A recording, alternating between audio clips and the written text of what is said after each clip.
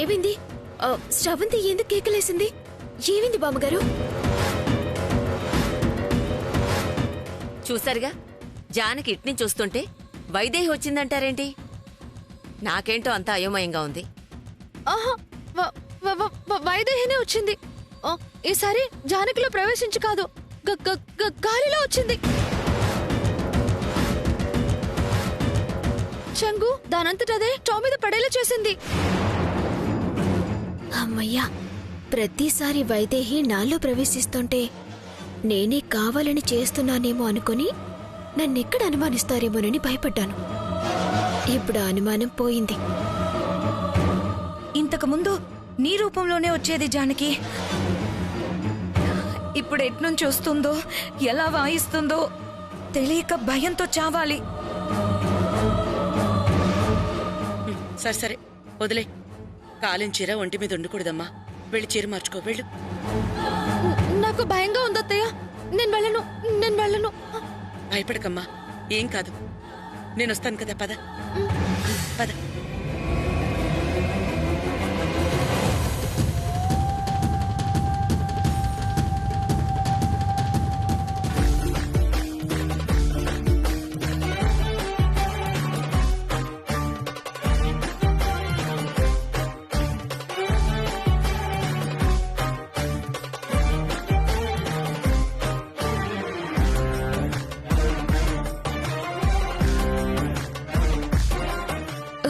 శ్రవంతి, నీకు నా మొగుడు కావాల్సొచ్చాడా? నీకు క్షణక్షణం మనశ్శాంతి లేకుండా చేయకపోతే నా పేరు వైదేహినే కాదు. పెళ్లి జరుగుతుందని కలలు కంటున్నావు కదా, ఈ పెళ్లి జరగదు. నీ పెళ్లి ఇంకోలా చేస్తాను, ఎంజాయ్ చేయి.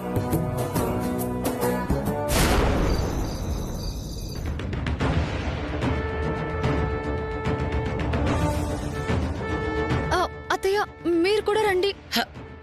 నేనిక్కడే ఉంటాను కదా. అంత భయంగా ఉంటే డోర్ లాక్ చేయద్దమ్మా. దగ్గరగా వేసుకో, వెళ్ళు.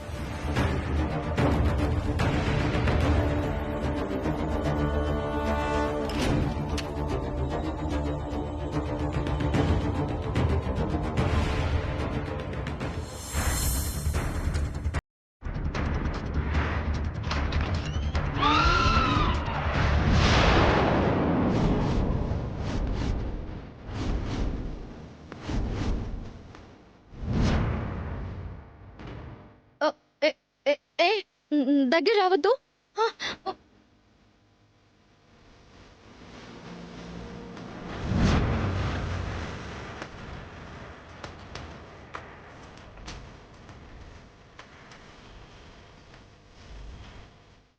నన్నేం చేయొద్దు. ఓదు, నన్నేం చేయొద్దు.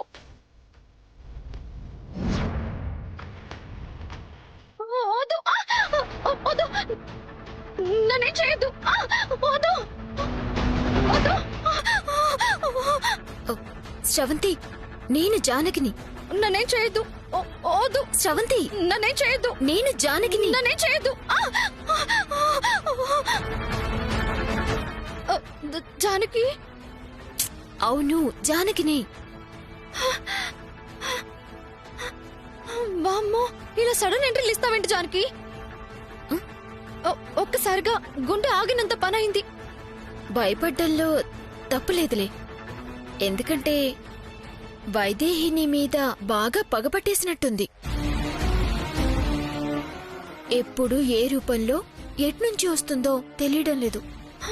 అదే నా భయం జానకి. ఇప్పటికీ ఒకసారి పెళ్ళి ఆగిపోయింది. ఈసారైనా జరగనిస్తుందో లేదో. ఖచ్చితంగా జరగనివ్వదాం.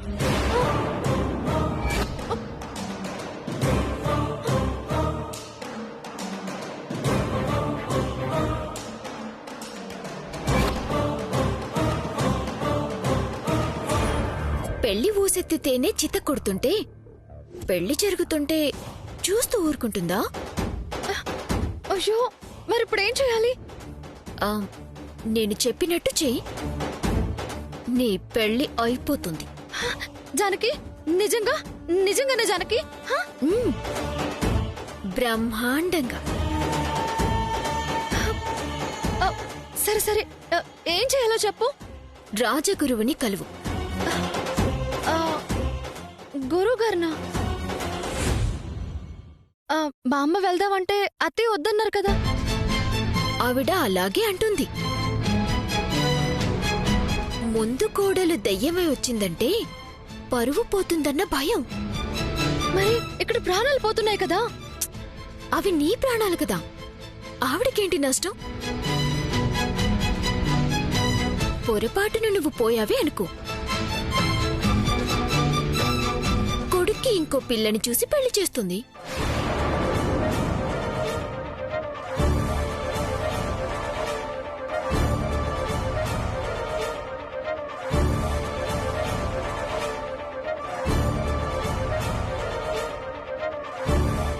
అందుకే ఆవిడికి చెప్పకుండా పొద్దున్నే మావయ్య గారి దగ్గరికి వెళ్ళు. గురువుగారి దగ్గరికి తీసుకెళ్లమని చెప్పు. ఆయన ఏ తాయెత్తో మంత్రమూ వేస్తారు. అప్పుడు ఏ దయ్యమూ నీ జోలికి రానే రాదు. ఏమంటావ్? సరే అయితే అత్తయ్యతో చెప్పకుండా నేనే మావయ్య గారితో మాట్లాడతాను. పంచాయతీ గురువుగారి దగ్గరికి చేరితే అప్పుడుంటుంది ఒక్కొక్కరికి.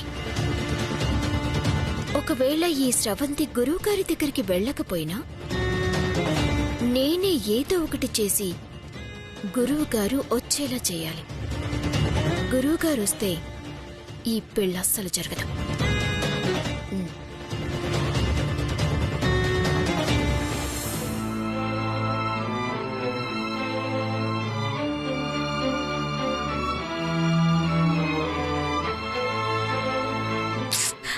రెండు రోజుల్లో పెళ్ళత్తయ్యా. ఇంట్లో పరిస్థితి చూస్తే ఇలా ఉంది. అసలు ఈ పెళ్లి జరుగుతుందా? జరగాలి ఊర్మిళ. కానీ నాదొక అనుమానం. ఇదంతా చేస్తోంది నిజంగా వైదేహేనా? అంటే ఈ జానకి ఏవైనా వైదేహిలా నటిస్తుందని మీ అనుమానమా? అనుమానం కాదు, నమ్మకం కలగడం లేదు. నిజంగా వైదేహి చచ్చిపోయి దయ్యమై వచ్చుంటే మనందరితో ఆటలాడకుండా ముందు తను చనిపోయిన సంగతి దేవాంష్కి చెప్పుండేది కదా. నిజమే అత్తయ్య. కానీ వైదేహిలా నటించాల్సిన అవసరం ఈ జానకికేముంది? ఏమో, ఎవరిని నమ్మలేము. అలా అని జానకి మీద అనుమానం కూడా కాదు. మన జాగ్రత్తలో మనం ఉండాలి. జానకి మీద ఓ కన్నేసి ఉంచాలి, ముఖ్యంగా పెళ్లి జరిగేంతవరకు.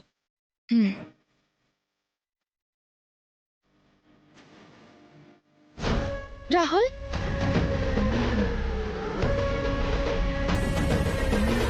పేరు గుర్తుందా?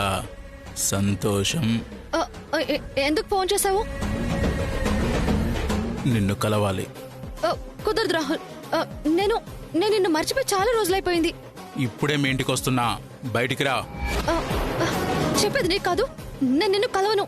నాకు మళ్ళీ ఫోన్ చేయకు. నువ్వు రాకపోతే నేనే లోపలికొస్తా. వస్తావా? నీకంత దమ్ముందా? అయితే రా రా.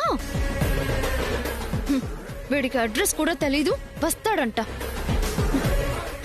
హలో హలో, నా ఫోనే కట్ చేస్తుందా? బెదిరిస్తున్నాడు ఊరికే. ఇప్పటికే నా టెన్షన్లో నేనుంటే మధ్యలో వీడి గోలొకటి. ప్రశాంతంగా పెళ్లి చేసుకుందాం, హ్యాపీగా ఉందాం అనుకుంటే అన్ని మూలలా ఏదో ఒక గోల.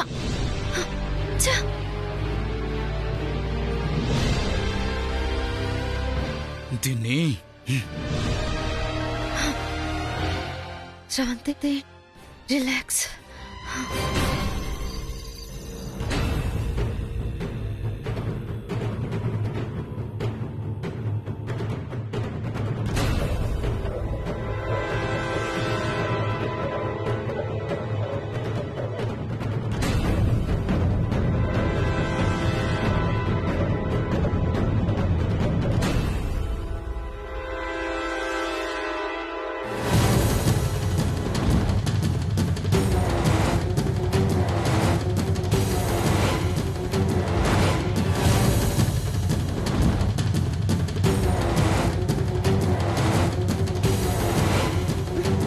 చేదాకా వస్తాయి, అన్ని చేజారిపోతాయి. ఛ!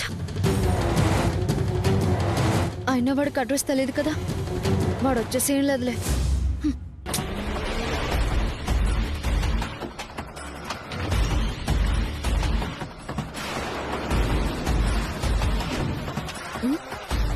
వీడెవడు శ్రవంతి రూమ్ లోకి వెళ్తున్నాడు?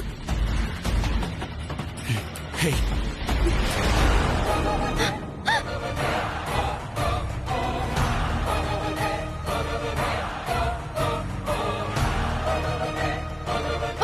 వదులు, వదులు, ఏయ్ దమ్ముంటే రమ్మన్నావు కదే, ఏంటి చెప్పు. వదులు, ఏ చెప్పే, రమ్మన్నావు కదా చెప్పు.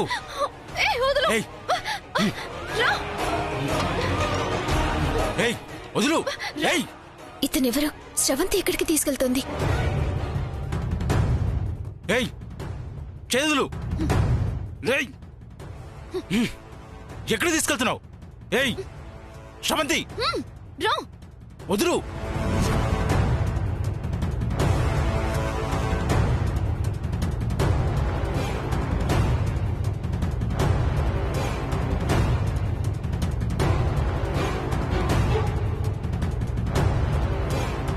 రా. వదులు. ఏయ్ ఏ వదులు. ఏయ్ వదులన్నానా? ఏయ్ శ్రవంతి వదులు. ఏంటి నీ గోలేంటి? ఇదేంటే చెప్పు. ఏంటి చెప్పు. నా పెళ్లి శుభలేఖ కనిపించట్లేదా? మరి మన ప్రేమ? అదెప్పుడో ముగిసిపోయింది. ఓ, ఇద్దరూ ప్రేమించుకున్నారా? అంటే ఇతనెవర్నో ప్రేమించి వదిలేసి నా భర్తని పెళ్లి చేసుకోవడానికి వచ్చేసిందా? అసలు నా గురించి ఏమనుకుంటున్నావే? 4 సంవత్సరాలు నన్ను ప్రేమించి చెప్పా పెట్టకుండా నన్ను వదిలేసి ఇక నువ్వెవరినో పెళ్లి చేసుకుంటే నేను పిచ్చోడిలా గడ్డాలు మీసాలు పెంచుకొని తిరుగుతా అనుకున్నావా? నువ్వు ఏవైనా అయిపో, మళ్ళీ మనం కలవడం కుదరదు. నన్ను వదిలేసేయ్. వదలను. నువ్వు సంతోషంగా ఉండడం అంటూ జరిగితే అది నాతోనే జరగాలి, లేదంటే నేను ఎక్కడా సంతోషంగా ఉండనివ్వను. ఏంటి బెదిరిస్తున్నావా? ఏం చేస్తావు? ఇప్పుడే లోపలికి వెళ్ళి మన ప్రేమ గురించి చెప్పేస్తాను. వద్దు, వద్దు, వద్దు, వద్దు, ప్లీజ్ నా మాట విను. ప్లీజ్. నీకు వేరే దారి లేదు శ్రవంతి. నువ్వు నన్ను వదిలేసి వచ్చినా నీకు ఇంకో అవకాశం ఇస్తున్నా. మర్యాదగా నాతో రా. రాహుల్, నా పరిస్థితి నీకు అర్థం కావడం లేదు. నా పేరెంట్స్ ప్రెషర్ వల్ల అనుకోకుండా నిన్ను వదిలేసి రావాల్సి వచ్చింది. అంతేకాని నీ మీద ప్రేమ లేక కాదు. ఈ పెళ్లి నాపటానికి ఒక దారి చూపు దేవుడా అని మొక్కుకున్నందుకు సరైన దారి చూపించాడా దేవుడు? ఈ ఒక్క ఆధారం చాలు ఈ పెళ్లి నాపటానికి. నిజంగా నా మీద ప్రేముందా? రాహుల్, దూరంగా వచ్చేసినంత మాత్రాన ప్రేమ లేనట్టు కాదు రాహుల్. అర్థం చేసుకో. Cool down, cool down, cool down, cool down. అయితే ఈ పెళ్లి ముహూర్తానికి 1 గంట ముందు వరకు నేను నీకోసం ఎదురు చూస్తా. వచ్చావా సరే సరే, లేదంటే ముహూర్తం సమయానికి మన ప్రేమకు సంబంధించిన ఆధారాలతో వస్తా. అందరి ముందు మన ప్రేమ గురించి చెప్తా.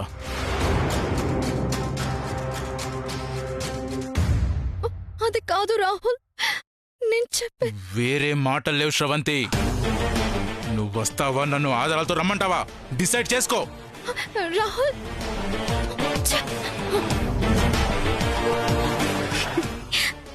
నీకు నా భర్త కావాల్సి వచ్చాడే, ఇప్పుడు చూడు నీ సంగతి చెప్తాను.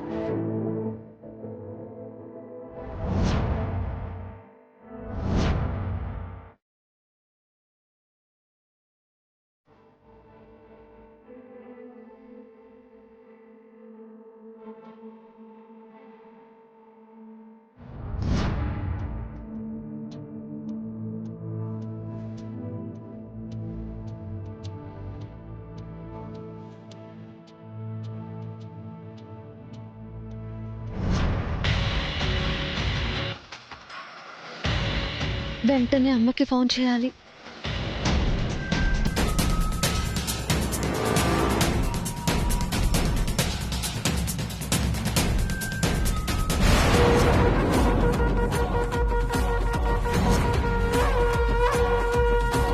కొంపదీసి వాణ్ణి చూసేశారా?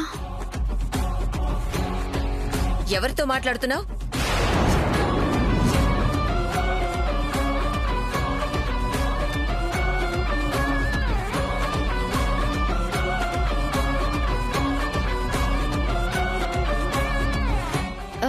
ఎవరమ్మమ్మా? మాట్లాడుకో. ఇంతసేపు నువ్వు బయట ఎవరితో మాట్లాడొస్తున్నావో వాడి గురించి అడుగుతున్నా. చెప్పు. దొరికిపోయావే. నువ్వే మేనకోడలివని అత్తయ్య నమ్ముతున్నారు కదా. నీ ప్రేమ కథ తెలిసాక కూడా ఈ పెళ్లికి ఎలా ఒప్పుకుంటారో నేను చూస్తాను. ఇలా నల్లిలా ఉన్నావే, అడుగుతున్నది నిన్నే. మాట్లాడు. చెప్పకపోతే మూతిపళ్ళు రాలగొడతాను. అది బామ్మగారు. చెప్పవే, అడుగుతున్నది నిన్నే. ఎవడవాడు? అత్తయ్య, ఏమైంది అత్తయ్య? ఏమైందో నువ్వే అడుగు నీ కోడల్ని.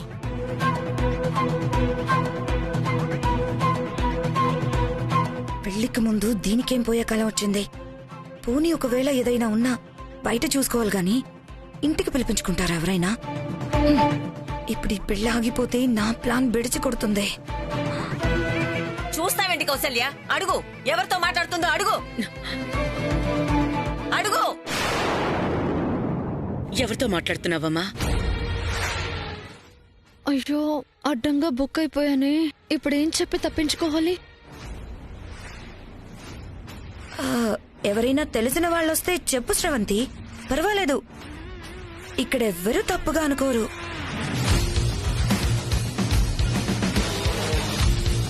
వచ్చింది ఎవరో మనకి చెప్పే పరిస్థితి ఉంటే ఇంట్లోకి తీసుకొచ్చి కూర్చోబెట్టి మాట్లాడుతుంది. రాత్రిపూట ఇంటి బయట మాట్లాడదు. వచ్చింది ఎవరో, ఎందుకు వచ్చాడో మనకి తెలియాల్సిందే.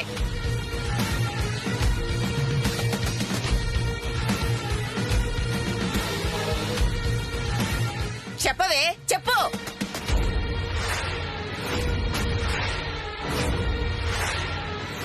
ఇక తప్పించుకోవడం నీ వల్ల కాదే. ఏం చెప్పి ఒప్పిస్తావో, ఈ పెళ్లి ఎలా జరుగుతుందో నేను చూస్తాను. చూడమ్మా, నువ్వు దశరథరామయ్య మేనకోడలివి. ఈ ఇంటి ఆడబిడ్డ ఒకరి చేత వేలెత్తి చూపించుకునే పరిస్థితి తెచ్చుకోకూడదు. రాజా, అసలు ఇది నీ మేనకోడలేనా? నా మనవరాలేనా?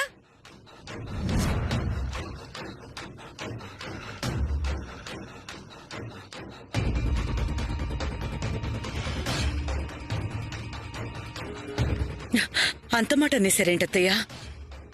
మేనకోడలు కాబట్టే కదా కోడల్ని చేసుకోవాలని కొడుకునిచ్చి పెళ్లి చేయాలనుకుంటున్నాను. కౌసల్య, మేనకోడలేని నువ్వనుకోవడం వేరు, మేనకోడలు కావడం వేరు. కౌసల్య,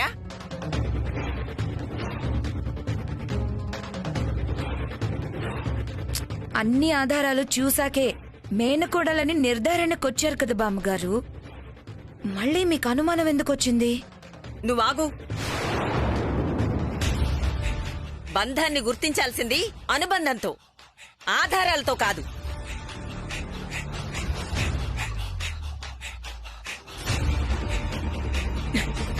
ఈ విషయంలో మీరు ఎలాంటి అనుమానాలు పెట్టుకోవద్దత్తయ్యా. మేనకోడలు కాబట్టే గురువుగారు కూడా స్రవంతి దేవాంష్కి భార్య అయ్యే అర్హత ఉంది అని చెప్పారు.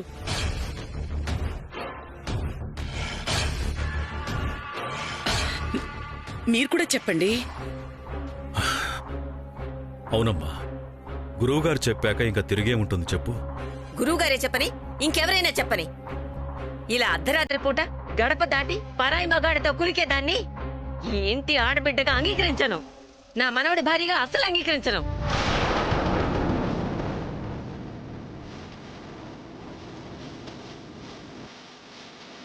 అది గురువుగారు చెప్పింది కాదు మావయ్య గారు, అత్తయ్య గారు సృష్టించారు. ఇదంతా కాదు. ఏరా మనవడా, ఇంత జరిగా కూడా నువ్వు దాన్ని చేసుకుంటావా?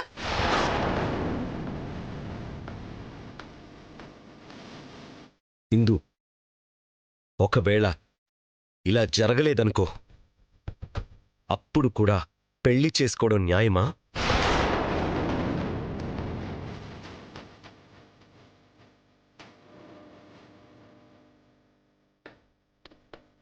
చూసారా నా మనవడికి అసలు పెళ్ళే ఇష్టం లేదు, బలవంతంగా చెయ్యాలని చూస్తున్నారు.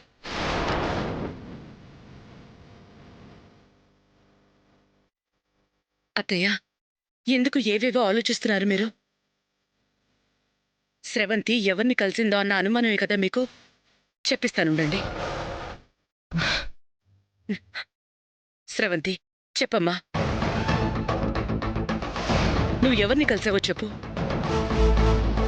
లేకపోతే అందరూ నానా రకాలుగా అనుకుంటారు. అత్తయ్య, అది వాటన్నిటికీ సమాధానంగా ఏం జరిగిందో చెప్పు. చెప్పమ్మా.